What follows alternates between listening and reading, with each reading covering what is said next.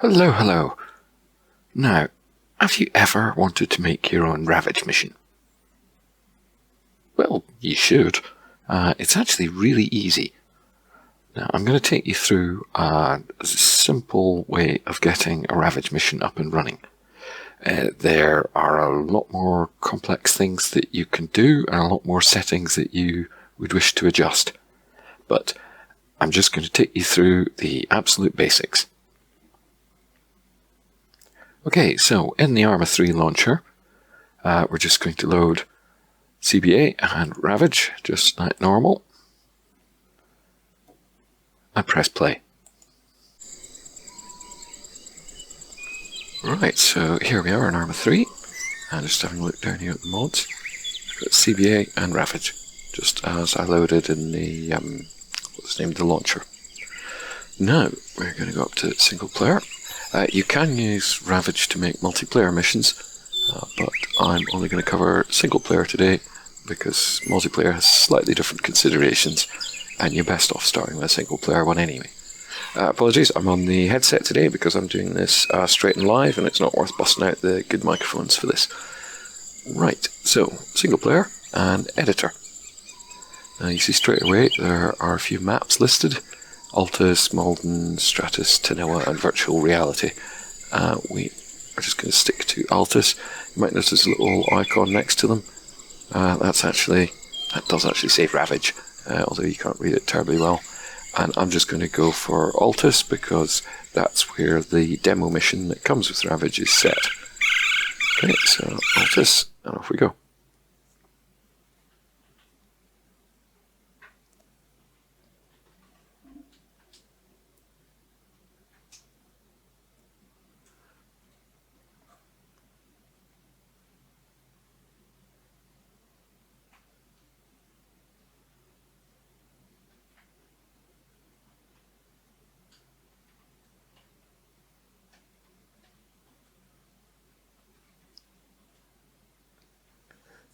Now, if you've never been in the editor before, this is going to seem unusual and a slightly strange environment for you.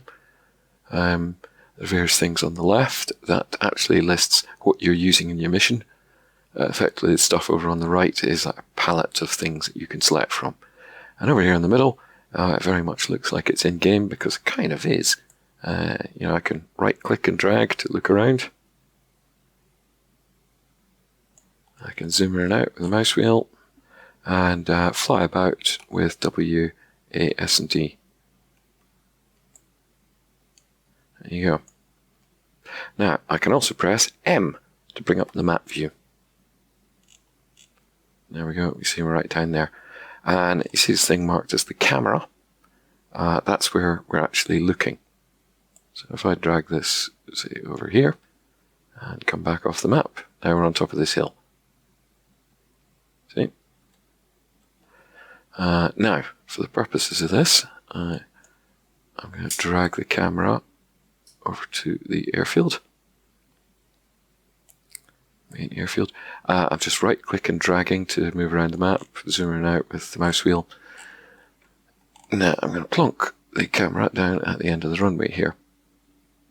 Now to get it to turn round, you hold down Shift, left Shift, and left click to drag the camera around. So you can point it in any direction you like. So we've got the camera set up over the end of the runway, looking down it. So if I press M, switch off the map, there we go. Exactly as we expect. Now before we start doing the Ravage stuff, we have to pick a person.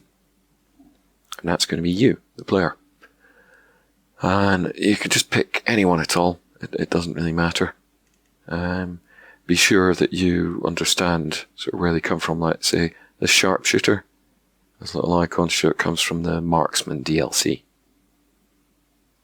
Or the Mine Specialist is an icon that shows from Laws of War. So, if you want to be giving your mission to other people who perhaps don't have all the DLC, be mindful of that.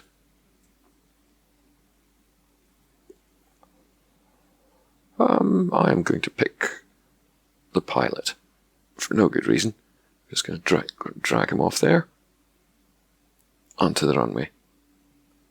There we go. Zoom in a bit. Yeah, he's fairly central. Now, make sure, I'm picking someone from NATO. NATO, sometimes known as West or Blue 4 within ArmA.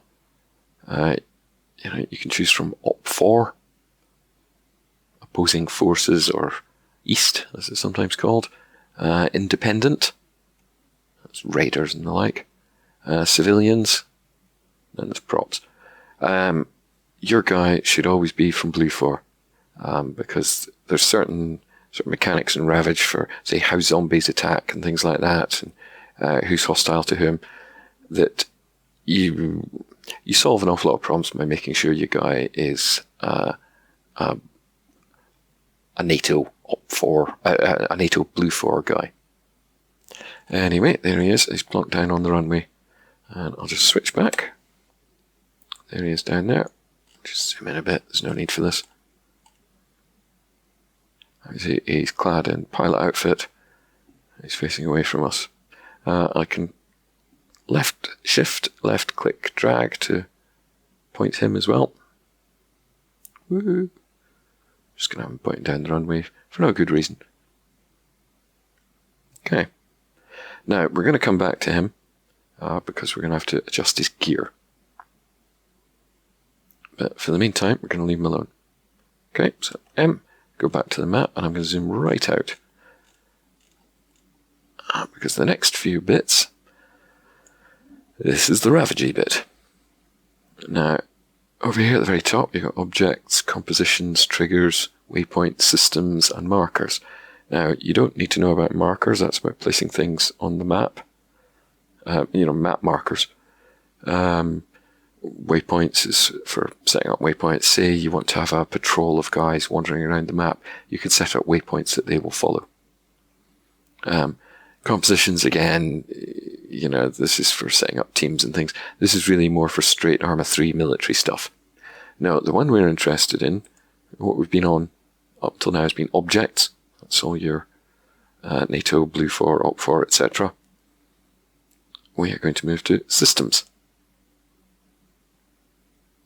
And under systems, there's only two icons: logic entities and modules. Make sure you're on modules. If you look down the list of modules, you'll see Ravage. Drop down the arrow, and there's a bunch of these. Now, this is effectively the heart of doing this. Now, I'm going to go through them one at a time, and practically all of these don't need to be placed somewhere in particular, so I'm just going to leave them in the middle of the ocean. It doesn't matter where they are. So I'm going to take the first one, Ambient AI, click and drag it onto the map. There we go. I'm going to right click it and select Attributes. And you'll see in here there's a bunch of settings. Why am I dragging this window about? I'll go through the settings, but generally, for your first time out, you want to be leaving everything as default as possible. Okay, so first off, population factor. This determines how many AI units there are. And by AIs, I mean friendlies and bandits, effectively. So population factor set to 1 by default. That's really what you should leave it at. If you set it higher than 1, then you can have lots of them. But 1 is a sensible setting, so stick to that until you've got a reason to change it. Main hostile forces, Op 4 Raiders faction. There's various others you can choose. But for now, we're just going to stick to the standard Op 4 Raiders. Main faction Hunters. Chances for groups of the main faction to hunt the nearest player. Yeah, this is basically whether they come looking for you or not. And I should say, with things that are set sort of 0 to 100, you might think that that's a percentage thing, and that if you set it to 0, they'll definitely not look for you, and if you set it to 100, they'll all look for you. That sometimes doesn't work out quite the same in practice. As Alex puts it, he's not really one for maths. And so there are some of these that you would expect to be percentages that don't quite work out the way you would think. But yeah, 15 by default, that's a fairly sensible value. Secondary hostile forces, independent raiders faction. So you'll have these guys looking for you as well. And secondary faction hunters, they're not actually actively tracking you. Friendly forces are blue for survivors faction. Now, that's why I say you should be blue for NATO. That means that survivors will be friendly towards you. If you start mixing these up, you can get in a bit of a kerfuffle, and suddenly people who should be friendly are shooting you in the face, and people who should be your enemies, well, they might still be your enemies. So save mucking around with these until you're more sure. Trader's presence. Chances for each friendly survivor to be a trader. If you haven't encountered traders before, they're units that will buy and sell items. And you can buy things using banknotes. That's what they're for. They're not just for starting fires. Renegade spawn lone raiders. Yes. Car patrols allow vehicles. This means that you'll get the occasional technical driving around, things like that. Generally it should be yes. Condition true. This should just be left on true. It's not something to muck around with. If you really want to know, it kind of comes into play if you're doing much more complex things where this module maybe has to run multiple times. And here, spawn distances. This is important. Array of minimal and maximal distances from players to spawn AI. Basically, 400 meters is the closest that an AI unit can possibly spawn to you. And 1,000 meters is the farthest that any of them will spawn from you. So there's effectively a sort of ring around you, or rather two, a ring of about 400 meters where nothing will spawn within that, and a ring of 1,000 meters where things will spawn within that but not beyond it. And these are fairly sensible default values. If you set the first one to be 0, AI units could spawn on top of you. Probably wouldn't like that. Likewise, if you set it much further than 0, remember this is circular, so if you expand it out, you're increasing the space that AI can appear in by a vast amount. So if you set this to 2,000, you wouldn't be doubling the amount of AI units. You'd probably be increasing it by about 8 times. So these are sensible values, and they should be left on there. The more AI units there are, the more the game has to control them, and the less time it has to spend updating the graphics and the frame rate. So effectively, the more AI there are, the slower the game goes. So these are all set fairly standard default values, so I'm just going to say OK. And there you go. That's AI's taken care of. You can have some fun going back and experimenting with some of these values, but I'd suggest that you make at least one mission before you do that. Anyway, ambient zombies. Click and drag that one on there. Right click and select attributes. Right. Now, types of zombies. Do you want runners, walkers, or both types? A lot of people don't like the runners because they're a lot harder to deal with, but it's up to you. I'm going to set it to walkers just for this. Bolters. Bolters are the crouching zombies that will come flying at you. Effectively the kind of runners as well. So I'm going to set that to 0. So we don't get any of them. Population limit. Maximum number of infected to spawn per player. Yeah, now, this basically means that at no time will there be more than 50 zombies on the map. It keeps it at a sensible value. I mean, 50 is quite a good value. So that you're never going to have more than 50 zombies on the map. The more there are, the more the game's going to track, the slower it runs. And this global population limit is really for multiplayer, because the population limit is per player. If you were making a multiplayer map, then you could have it set to, say, 50 per player, and if you've got 5 players in 5 different areas of the map, each may have 50 zombies around them to hit the global population limit of 250. If you had 6 players or 8 players on the map, with their maximum number of 50, but there's still only a complete maximum of 250 on the server. So those 250 would be shared out among 6 or 8 players or whatever. And we're not making a multiplayer map, so it doesn't matter. Sun factor. Decrease the spawn rates as the sun rises. It's by default, it's set so that you get fewer zombie spawns at night. No, sorry, I beg your pardon. Fewer zombie spawns during the day. At night there are more. Spawn radius, again, how far from players should they spawn? And safe distance, how close to players zombies are allowed to spawn. So it's the same as the figures we were looking at for the AI. No zombie will spawn within 75 meters of you, and none will spawn beyond 250 meters. This next bit, zombie uniforms override. You can choose different outfits for the zombies. It's slightly complicated here because you actually have to put class names into a box, and if you don't know what they are, you're probably better off sticking with the defaults. Now, Evil Organ has actually kept a track of the class names for all the uniforms in most of the popular mods, and there's an article on the wiki under editing and stuff that lists how you do this. So I'm not going to go into it here. Effectively, you are pasting a whole bunch of names in there if you really want to muck around with zombie uniforms. Again, it's something I would suggest you don't touch initially. And this condition true, you should have it set to true. Again, it only really matters if this module is running multiple times. So, okay. Right, next, atmosphere. Drag it onto the map, right-click attributes, you get the hang of this. This is basically for the weather. First thing, color filter.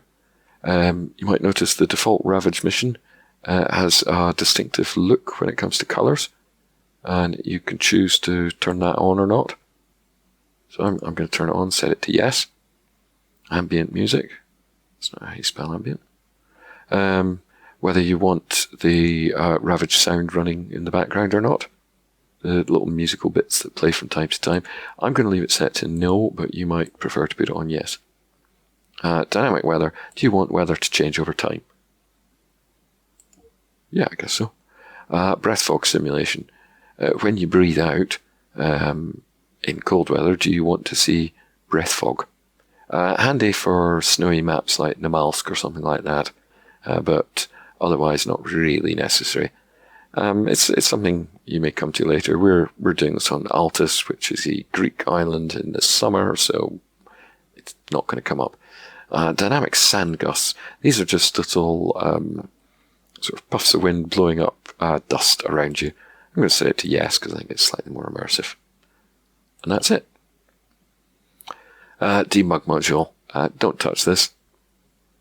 The debug module, what it effectively does is you drag that onto the map, and when you're in game, you will be able to see on the map various coloured circles depicting radiation zones, hostile spawn zones, things like that.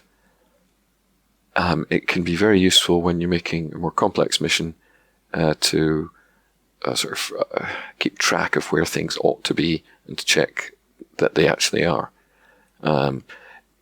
As it's marked WIP, it's a work in progress, so the debug module is not exactly complete. So I would suggest for now you stay away from it, because most modules you can remove them from the map fairly easily, but removing the debug module can be a bit tricky. Anyway, equipment pool, that's the next one. Ding, ding, ding. Right click, attributes. Now, this determines what kind of equipment you will find. The preset, you can select from various maps. Takistan, Chernobyl, Tanoa. I'm going to stick with the Altus default here, because it's just sort of default ArmA 3 stuff. Tanoa's got a few special items. Chernobyl is obviously an ArmA 2 map. that's things getting more complicated. So we're just setting it on Altus, so we'll set it to Altus. Even if I was making a mission on Stratus, I would still have it set to Altus here. Oops, that was clever of me. Yeah, be careful about clicking some of these things. Military grade uniforms. Chances for survivors to be equipped with military grade uniforms. Okay. Infected equipment. Apply the following settings to dynamically spawn zombies. This will override any zombie uniform setting. Yeah, this only really comes into play if you're going to be using things from other mods. Likewise, most of the rest of these are using RHS, Cup, Warfare Tie, Ironfront, Frith Ruins, and ArmA 3 content, yeah, allowed. You know, allow or keep vanilla content to a minimum. It's whether, you know, if you were creating a mission like the 28 years later mission that used to come with Ravage but doesn't currently, you could make it, so because it's set 28 years after the apocalypse, you could make it so that the equipment available is very restricted, so you're not going to find a brand new shiny assault rifle. That's what this kind of thing's for.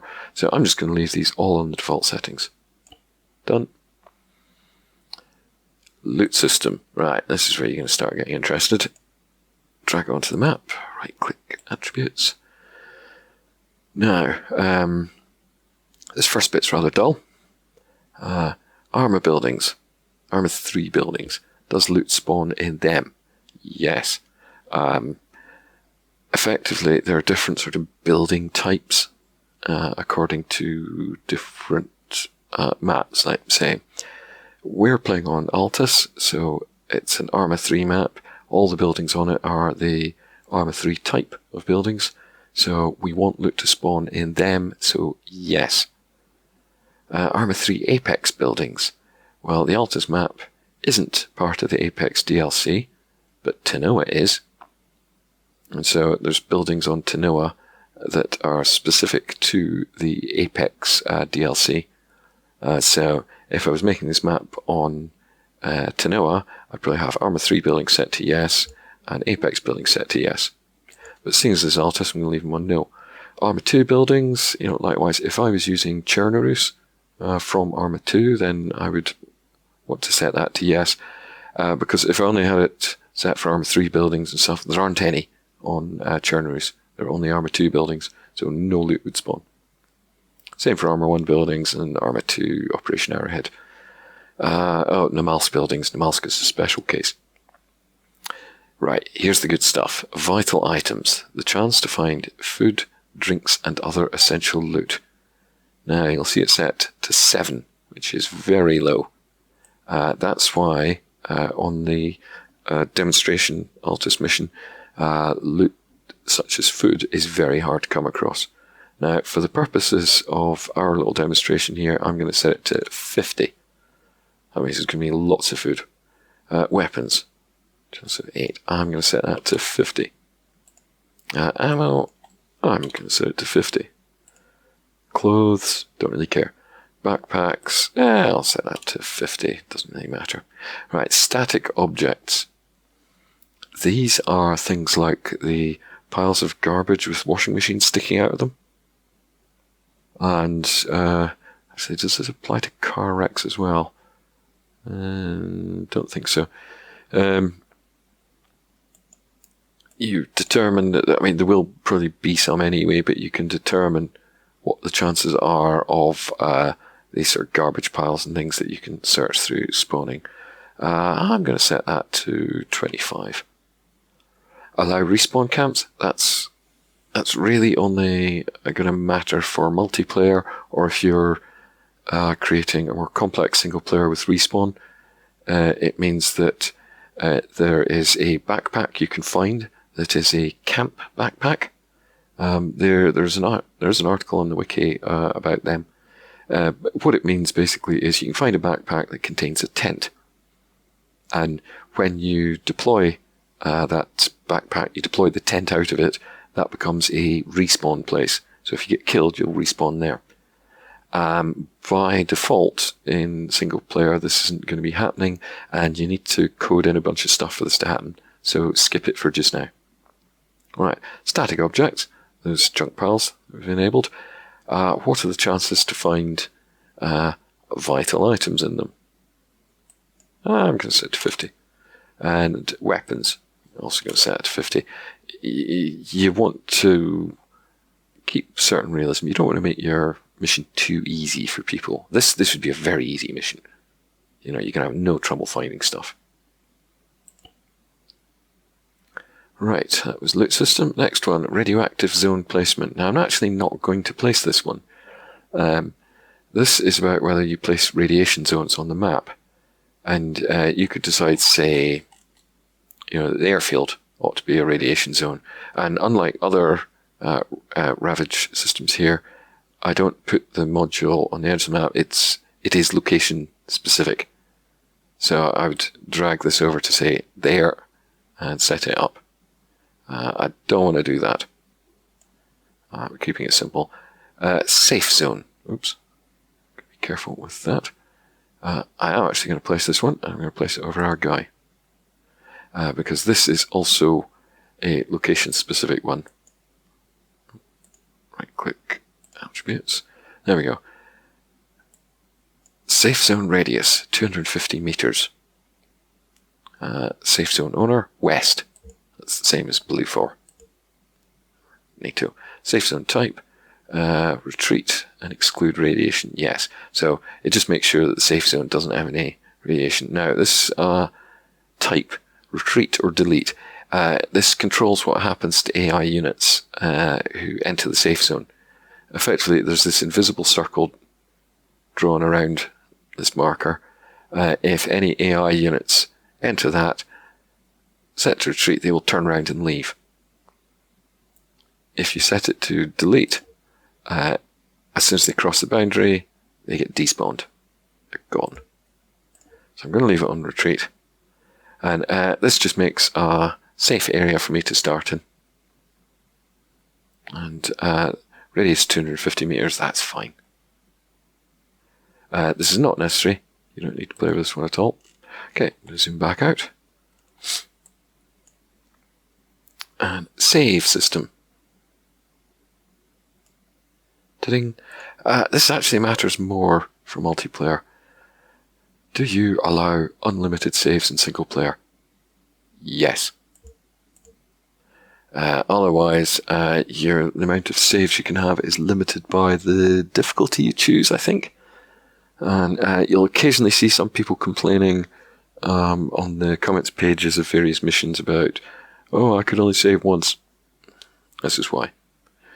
Multiplayer persistency is whether if you have a multiplayer map, do you want to be using the multiplayer save system?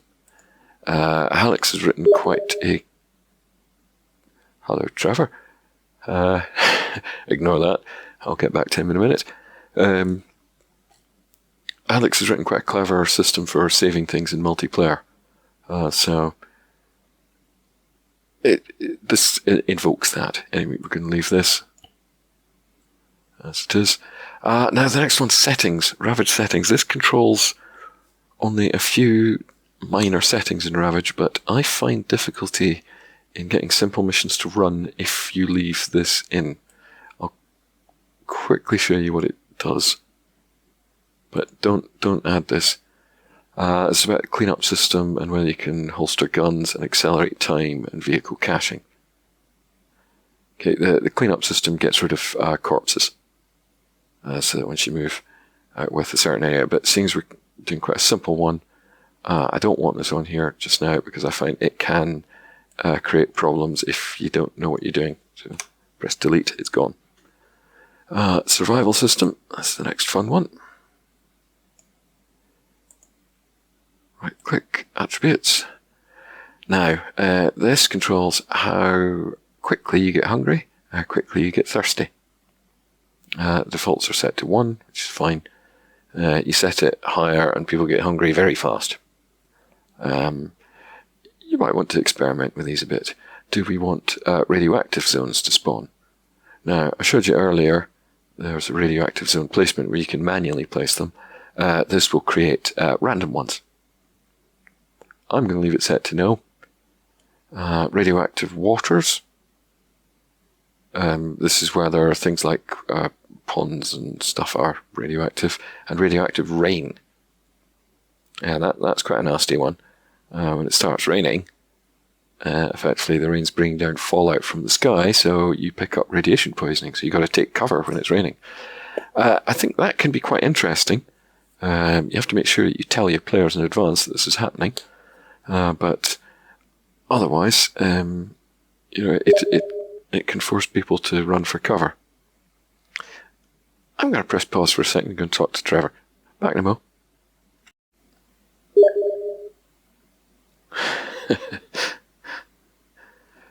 Right. So I had a quick chat with Trev. He's making quite an interesting mission. Right, this is the survival system. Right. Next one, vehicles. That's another fun one. Drag it on. Right click. Oops, missed. Missed again. Attributes. Right, this chooses whether you spawn wrecks or ordinary vehicles. Generally have it set to both. Vehicle damage. Damage and retexture existing vehicles at mission start. You don't want to play with this. This effectively, it's more of use if you're importing vehicles from other mods and things. Presence of wrecks. How many ambient wrecks? Low, medium, high, or extreme. The default of low will still have quite a few of them. I'm going to set it to medium just for demonstration purposes. But you set that to extreme, there's going to be an awful lot of them. Okay. Intact vehicles ratio, 5%. So in other words, out of every intact vehicle you find, out of every actual vehicle, not a wreck, that you find, 5% of them, roughly 1 in 20, will actually be intact. Now, for the purpose of this, I'm going to set it to 50. Burning wrecks percentage, yes. Percentage of burning ambient wrecks might impact performances at high values. Oh goodness, yes. We've probably all come across smoking, smouldering vehicles that are on fire. That's these. 10% is plenty. And the caching distance. Oops, slight spelling mistake in there. 750 meters. Basically, when you move beyond 750 meters from a vehicle, the vehicle will actually get deleted from the map and will be cached away, because otherwise ArmA 3 keeps track of every single vehicle across the map, and it has to track these, and that impacts on frame rate. Halec's been quite clever with his caching system that removes a lot of things from the map, so they're not having to be simulated when you're nowhere near them. And yeah, distance of 750 meters, perfectly sensible. Okay, now we're almost done. Just 2 more modules to go, and these are both location based. So I'm going to zoom back into our start position. Zombie blacklist area. This works pretty much in the same way that the safe zone does. Remember we placed that, but for zombies. Okay, so blah blah blah. Blacklisted area radius 350. Blacklist time, daytime only, nighttime only, or always. You might choose to say have zombies more active during the day. So say the blacklist only works during daylight hours. At night they can come walking into it. I'm just going to set it to always. Trigger repetition. This is basically whether you want it to repeat the trigger every time. So if you have it set to say blacklist timing daylight, then that means this area will be safe during the day. After day it goes to night. When it comes back to day again, does it trigger again? Does the blacklist resume the next day? So effectively, yeah. Right, and that's it. Now the last one, it's a fun one, but you want to be careful with it. Zombie horde placement. Now I'm just going to move further along the old runway here and click and drag. The zombie horde is a big bunch of zombies. That's it. Right click, attributes. How many of them are there? What type are there? I'm just going to make them walkers. Crawlers ratio. How many crawling zombies in there? I'm going to set that to 0. How many in the horde? 30. 30 is fine. Spawn distance. You know, how far from this placed module can zombies spawn? It's like, well, they can spawn as far away as about 50 meters around it. You can alter it. And the spawn trigger, when I get within 500 meters of it, that's when they'll actually spawn. Likewise at the bottom there's a zombie uniforms override. Again, I've explained that before, and it's a more advanced thing that you don't want to be mucking with. And that's okay. And that's basically our mission. Now, you can go back into Objects, say, and select other things from here that you may wish to place on the map. In the demonstration Alta's mission, Alex hid a couple of helicopters around the place. So I'm going to do the same just for demonstration purposes. So select a helicopter. Now, something before placing a vehicle. Notice down here, place vehicles with crew. If I place a helicopter with that box ticked, it'll have people in it. Untick that. And I'm going to put a Ghost Hawk down here, near the terminal, on the apron. And I'm going to put a Pawnee down beside us here. Zoom over, drag it onto there, and left shift, click to turn it round. If I have a look in view, there we go, we can see the Pawnee sitting there. Okay, this is how you can build up special areas and things for yourself. You know, I might want to, there's some hangars over here, I might want to put a helicopter in them. Stuff like that. I might want to go over to props and start placing down fences. Say I could create extra barriers. So I'm going to take one of these and put it behind me.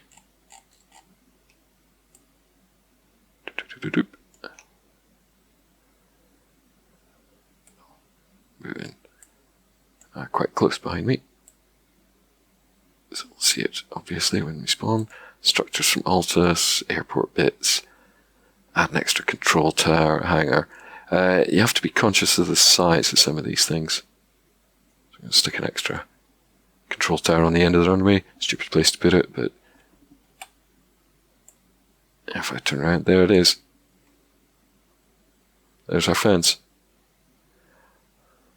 See, so this is how you would start building up other stuff.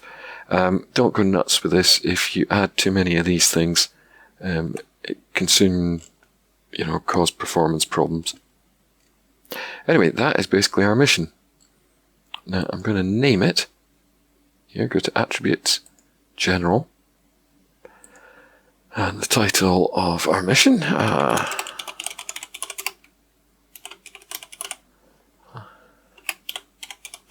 Bonus point if you know where that name's from. There's things down here. Do you require DLC? Well, we haven't used anything that comes from any other modules. Remember I was saying earlier, certain things you can place down that come from, say, marksman and stuff? I might have to actually tick that to enforce it.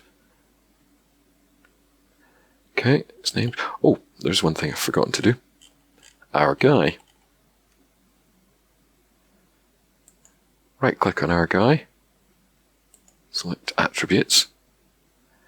Okay, stuff like this. In it, when he initializes, in other words, when he's first simulated on the map, when the mission starts, you can place code in here that will run. That's a bit beyond this simple tutorial, but just letting you know it's there. Object control. He is a player. That means that he is someone you can actually be. Role description, that's for multiplayer lobbies, and playable, that's also for multiplayer. But now, the important thing here that you might be interested in is under special states. Drop that down. Wake up dynamic simulation, it's just whether he starts simulating straight away. Does he get simulated at all? Yes. Is he visible? Yes. Can he be damaged? Now, you might think that by setting him to disabled, you know, if I untick this box, so damage is disabled, you might think, oh, he's invincible. The way that zombies attack people, the sort of melee damage that they pass out, yeah, that's an interesting way of putting it, but the damage that zombies do to you is not part of the standard ArmA 3 system. This is a standard ArmA 3 tag. By turning off damage, you would be bulletproof, but you're not zombie-proof. Anyway, this next one's the one we're interested in, enable stamina. Some people like the stamina, some people hate it. I'm going to turn it off. There we go. And that means that, stamina doesn't come into play. There's a few things that people don't understand about stamina. And, right, there's two things at play. You might notice in, say, the Tanoa mission, when you start off with absolutely nothing, you can run very quickly, you can run for very long distances. So, weight and stamina come into it. The more weight you carry, the slower you run, and the less stamina that you have. You might notice on the stamina bar, gosh, I'm pointing at a bit of the screen that you can't see. But when the stamina bar is up there, if you're carrying nothing, it's a very long bar indeed. I think it's got 5 segments. If you're carrying a whole ton of stuff, you might be down to 1 segment or even less. That's down to weight. Now, with stamina disabled, I can run forever, but if I'm carrying a lot of stuff, I can't run fast. Okay, so weight is always going to be a factor. But with stamina off, I know that's one that people get curious about. Right, there we go. And then the last thing, right-click our guy, edit loadout. Change his starting equipment. Now, I selected the pilot guy. So we've got a certain bunch of equipment. This is a thing called the virtual armory, where you can edit your guys and what they're carrying. Now, he's got a vector submachine gun, which is rubbish. He's got this helmet, which incorporates a mask. If you have a mask, you can't eat or drink until you take the mask off. So I'm just going to start here with uniform. And I can pick anything at all. There's lots of them. Some of them are really fun. Paramedic outfit.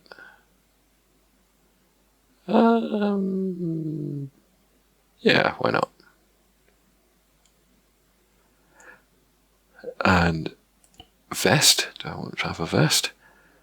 Give him a black chest rig. Yeah, you see it there? Nothing. That's chest rig.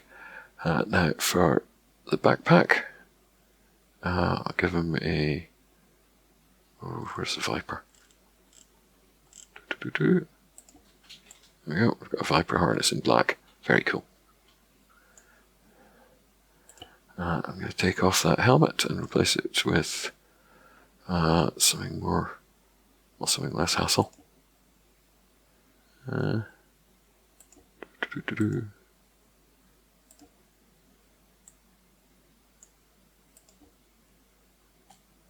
Yeah, that's nice. You can spend hours playing with this.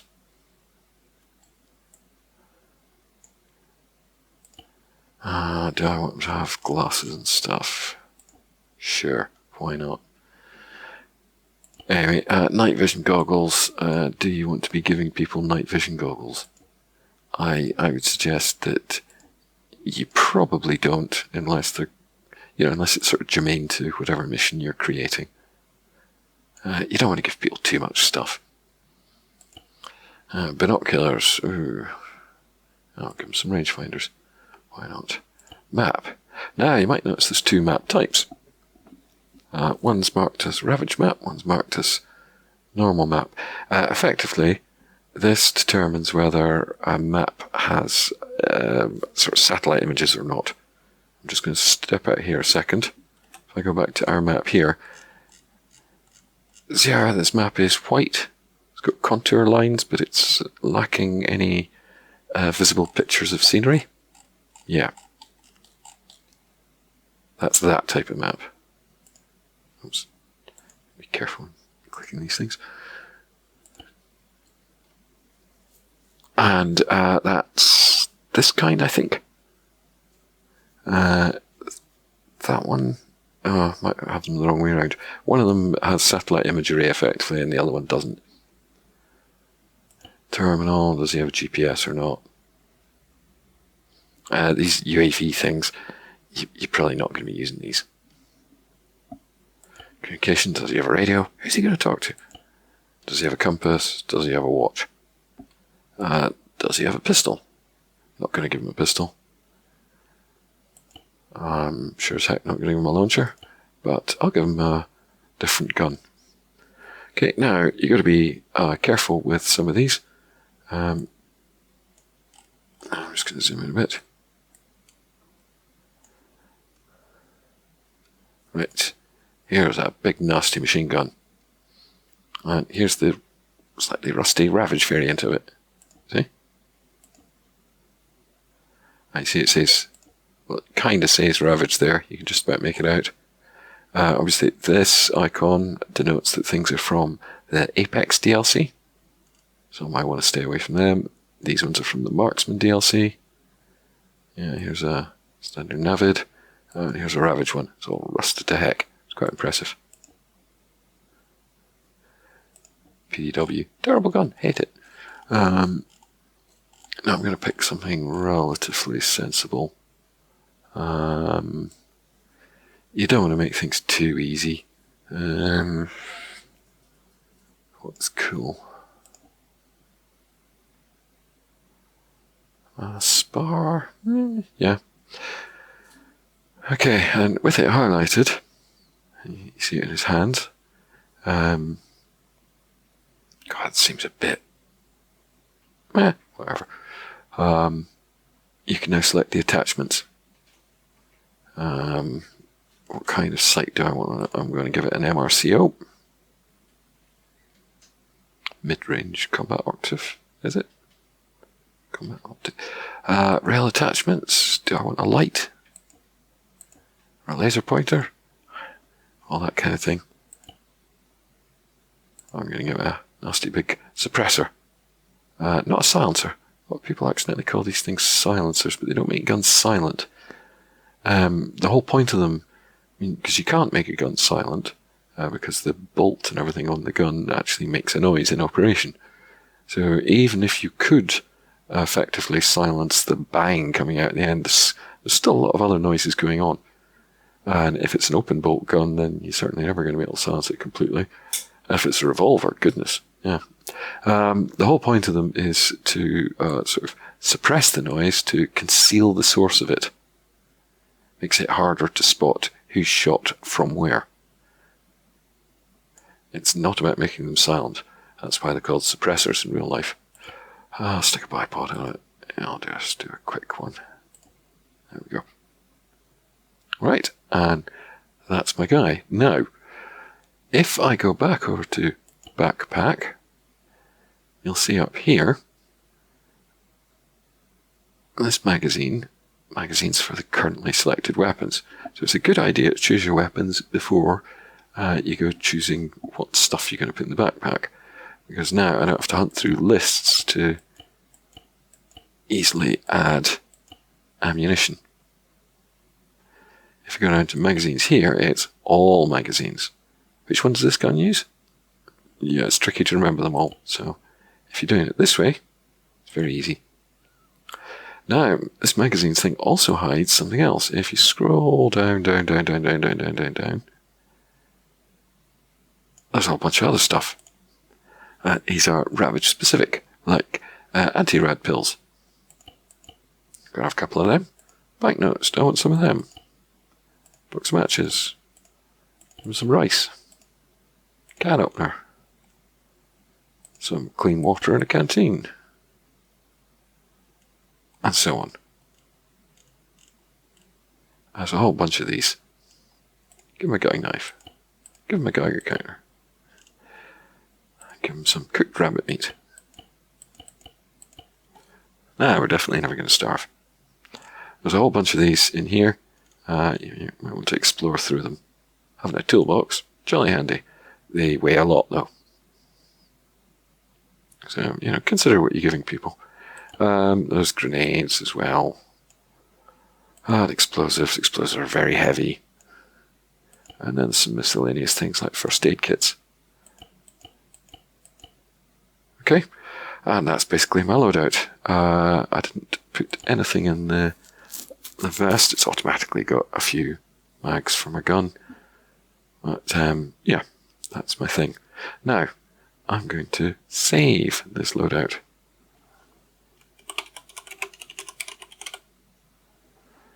It's very handy because you can make changes to the mission, lose your loadout, and then it's an absolute pain in the backside to put it all back together again. So I can switch them around. See, that was one for an ArmA 3 mission.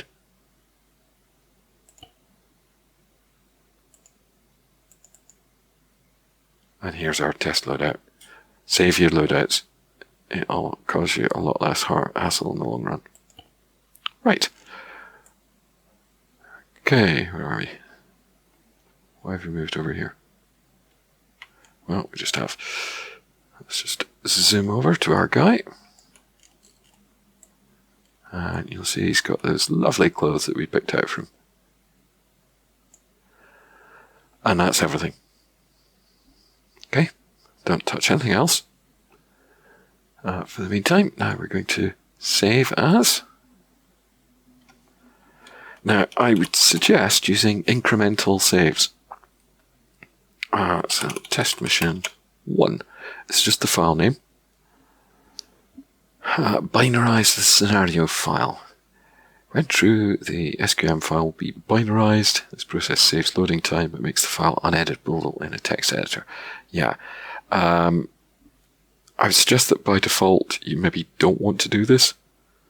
Because if you hit problems in it and you need to make a few changes, or you need to show it to someone else for them to have a look, if it's binarized, it's quite difficult to pick apart.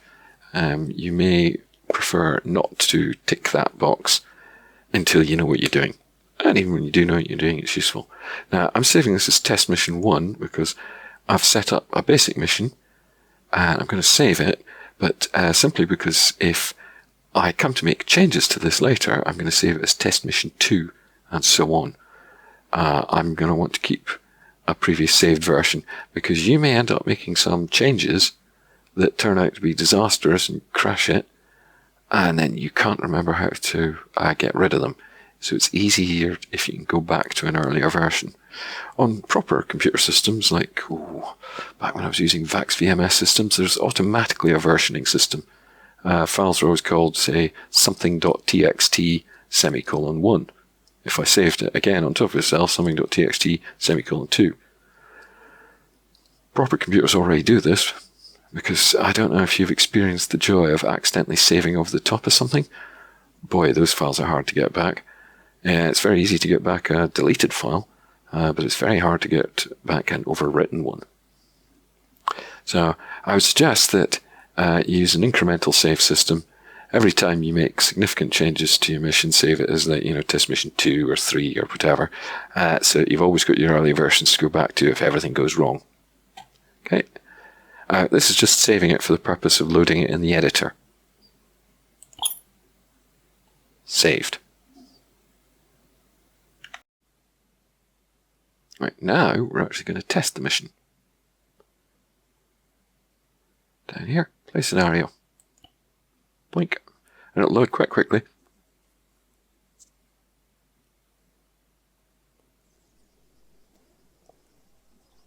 And here we are. I'm in game. There's that helicopter we deployed. I've turned around. There's that fence and that control tower. Ta-da! We're in our safe zone with our zombie blacklist, so right, nobody around. Oh, that was a gust. See that? Gusting away there? That's these, remember I was saying in the atmosphere module, you have these little dust clouds? That's those. Okay, and this sort of brownish colour scheme is due to us having the colour scheme turned on. In normal play, you can go to the radio menu, which is 0, whatever, to turn it on and off. But we're in the editor, so we're not going to mess with these things. And if I look at my inventory, oh look, there's all the stuff I put in. Ta-da! Right. Let's move on out. Oh, and just in case you're wondering, let's go check the helicopter. I can, of course, get in, and it will fly. Just going to cut the engine.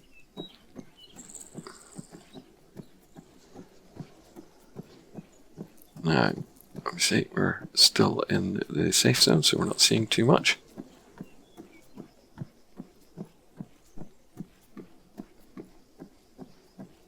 Something that people forget, when you're in single player, you can press plus and minus on the main keyboard to speed up and slow down time. Quite handy for testing purposes. So, way! Sprint along here. Accelerate up to 4 times. Normal time. Now we should be out of the safe zone.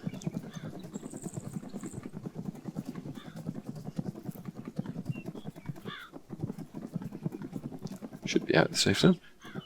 Oh, see that little slowdown? That's usually caused by AI spawning. And if we... Oh, there's an AI firing.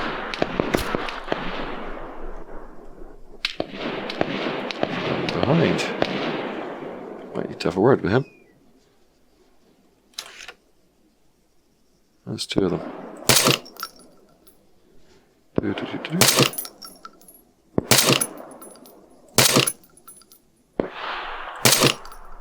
Hey boy. Thank you. And you. So we've got zombies spawning, we've got AI spawning, and I've just turned around and have a look in the other direction. Oops, kneel up. There's our zombie horde. Don't have time to count them, but there'll be approximately 30. What fun. Because we're within 500 meters of them, so they've spawned. Now, one of the reasons that I was possibly unimpressed that I dealt with his companions. I think he went down there. One of the reasons I chose the airfield as our start position is because it's nice and flat, so we can easily see if things are appearing. Okay, now we can see this. We've had zombies, we've had AI units. Let's go and look at a building and see if there's some loot. Oh, now there's that Ghost Hawk helicopter that we placed. And sprint over this way. Shut up, zombies. There's a vehicle. And am I right in thinking it's missing wheels? Shut up, zombie.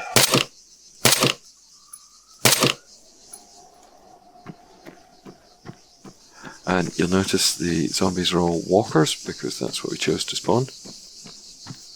That's a wrecked vehicle over there. Yeah, this one's missing some wheels. Not one of the undamaged ones that we chose.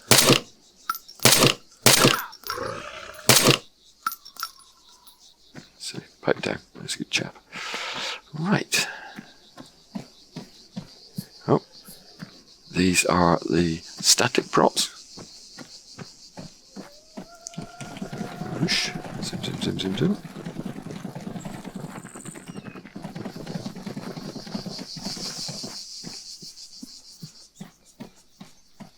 Garbage, etc. Empty bottle.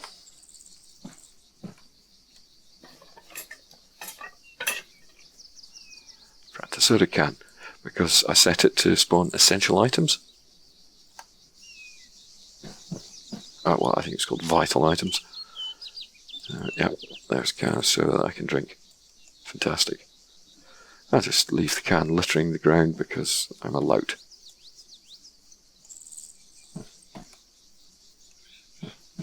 Oh yeah, that's the thing to note. When you go to search an item pile, this doesn't inherently actually have anything in it. When I searched this one, that empty bottle appeared. Okay, let's go and search another. So you can see. Got a knife and an empty can. If we look on the ground around it, there they are. See, they weren't there before. Now I can pick them up.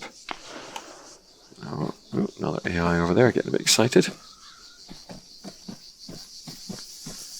These are wrecked cars. Right, let's go over to the terminal building, because it has quite a few loot locations in it. So it's quite easy to see if loot is spawning in there. That bucket's levitating.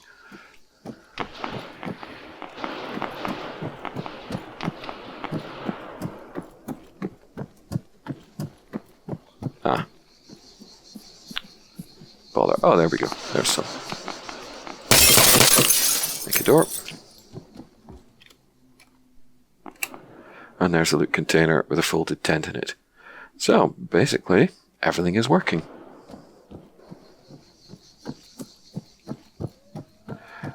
These sort of vehicle wreck locations and things are, of course, sort of randomized. You can see, of course, there's more of them out there. There's another 1, 2, 3, 4.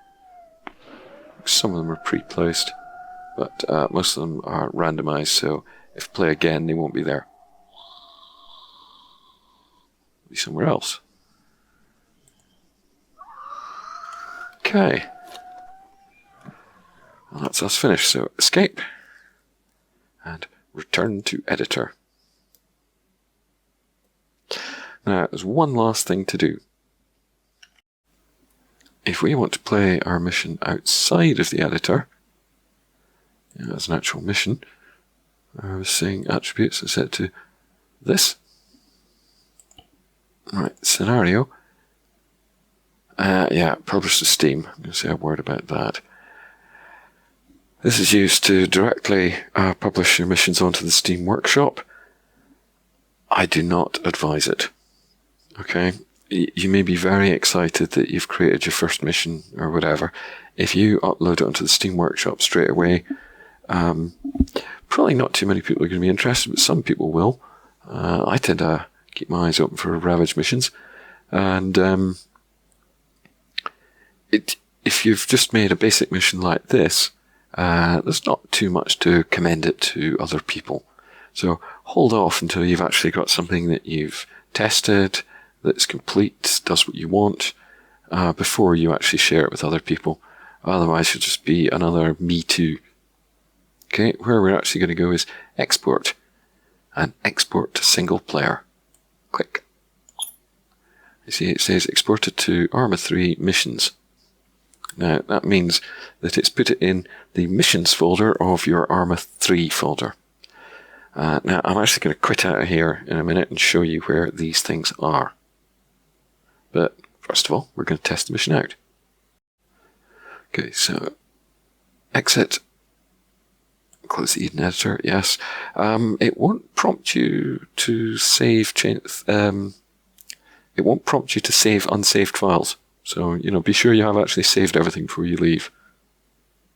Okay.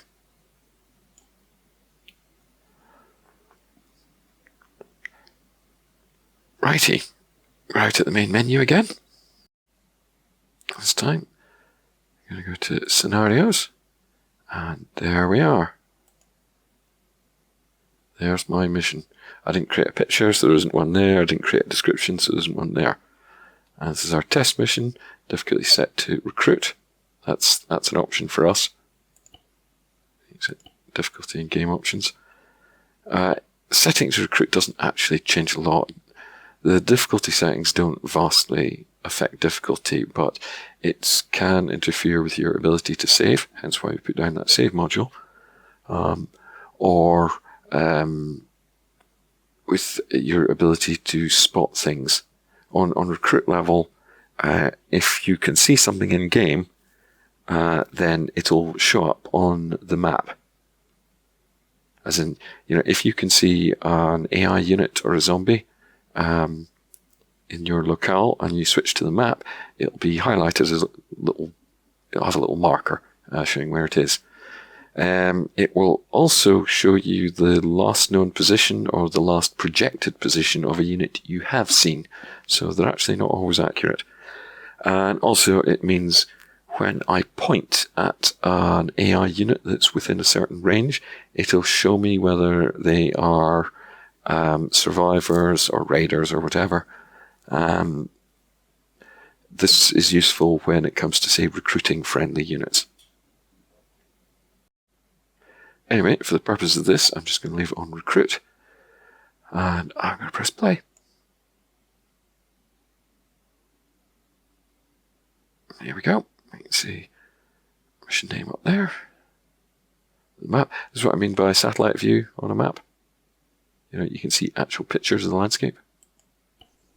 Press continue and we're in. And this is us playing it for real. We're not in the editor. There's a burning vehicle over there.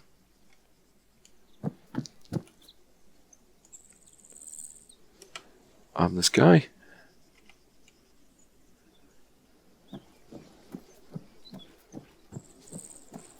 There's our helicopter, if we feel like it. Oh, there's another burning vehicle over there. Get the binocs out. We're still in the safe zone. Zombie blacklist zone, so nobody should be sneaking up on us. Once we leave this zone, things can spawn within it.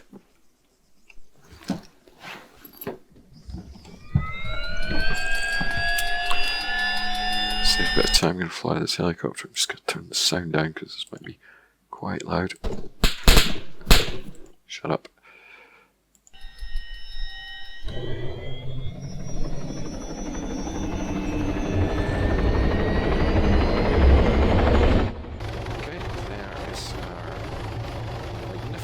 Zombies.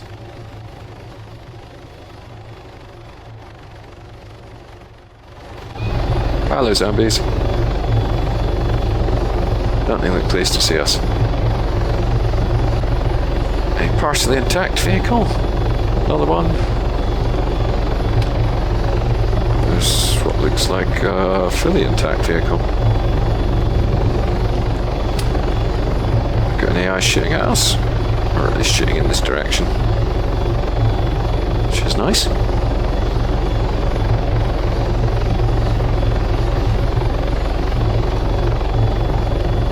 let's just go and investigate this vehicle. And, yeah, this vehicle is largely intact. Not got much fuel in it, but it's something I could drive off it.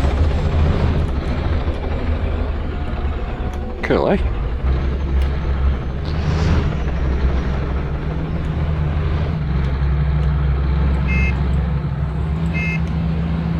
Sorry, Mr. Zombie.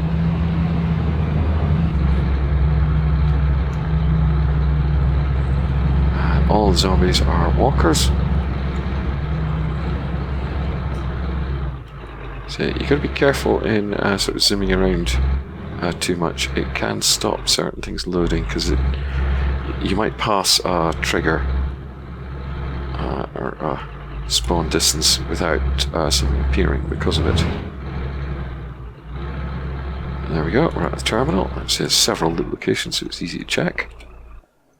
Get out. The door.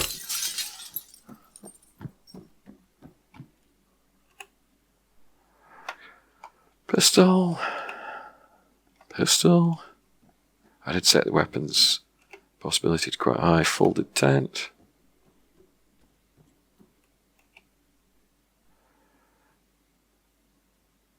I know. Mag, etc. So, everything's working nicely. Oops.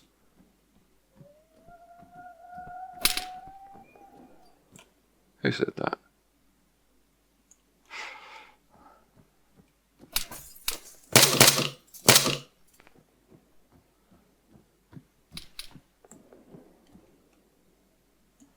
Somebody's quite far out. Yeah, there we go. 3 guys over on the runway.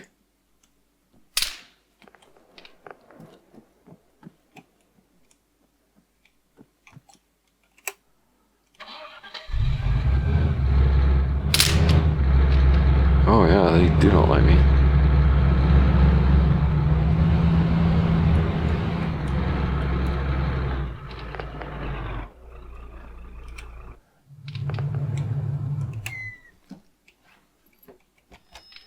Hee.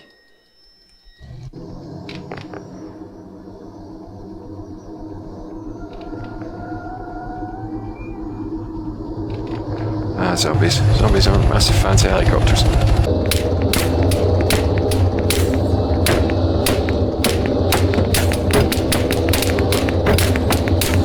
I'm not bulletproof in this by any means.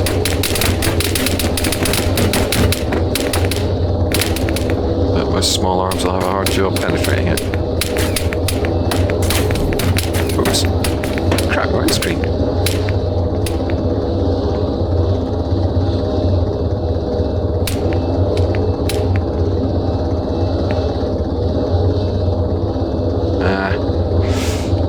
I'm inclined to leave him alone.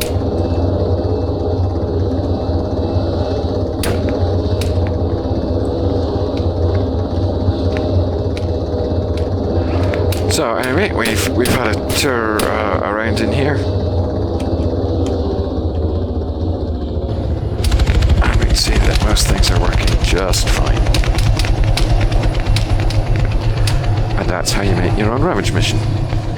Obviously, if I press escape, I can save and exit.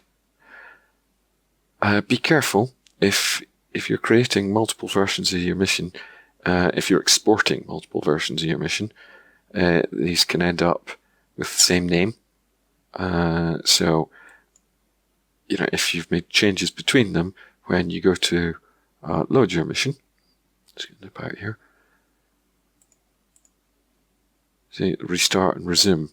I think by default it will resume. It'll try and load from your save game, and the save game will contain things in the state they were when it was saved. So, if you've played for a bit, save the game, and then you go and make some changes, export it as a mission again, and you go to play, you would be able to resume, but you might not see any changes in it. It's always best to restart.